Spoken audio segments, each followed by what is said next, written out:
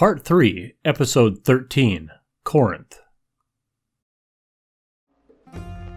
After this, Paul left Athens and went to Corinth. There he met a Jew named Aquila, a native of Pontus, who had recently come from Italy with his wife Priscilla, because Claudius had ordered all the Jews to leave Rome. Paul went to see them, and because he was a tent maker, as they were, he stayed and worked with them. Every Sabbath he reasoned in the synagogue, trying to persuade Jews and Greeks. When Silas and Timothy came from Macedonia, Paul devoted himself exclusively to preaching, testifying to the Jews that Jesus was the Christ. But when the Jews opposed Paul and became abusive, he shook out his clothes in protest and said to them, "Your blood be on your own heads. I am clear of my responsibility. From now on, I will go to the Gentiles." Then Paul left the synagogue and went next door to the house of Titius Justus, a worshipper of God. Crispus, the synagogue ruler, and his entire household believed in the Lord, and many of the Corinthians who heard him believed and were baptized.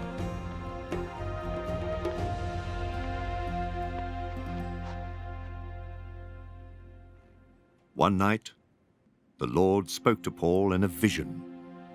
Do not be afraid. Keep on speaking.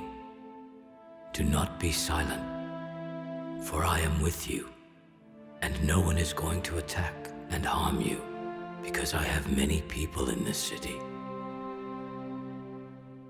So Paul stayed for a year and a half, teaching them the word of God.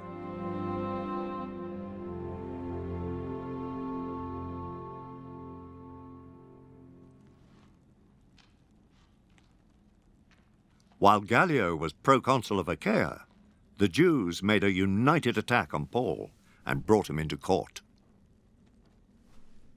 This man, they charged, is persuading the people to worship God in ways contrary to the law. Just as Paul was about to speak, Gallio said to the Jews, "If you Jews were making a complaint about some misdemeanor or serious crime, it would be reasonable for me to listen to you. But since it involves questions about words and names and your own law, settle the matter yourselves."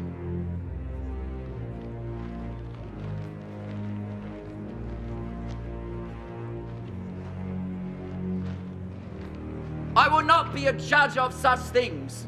So he had them ejected from the court. Then they all turned on Sosthenes, the synagogue ruler, and beat him in front of the court. And Gallio showed no concern whatever.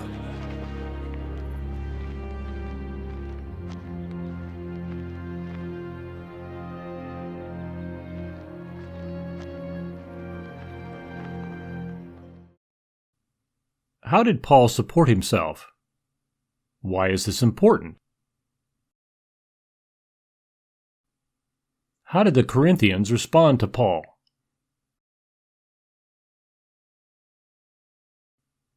How did the Lord encourage Paul?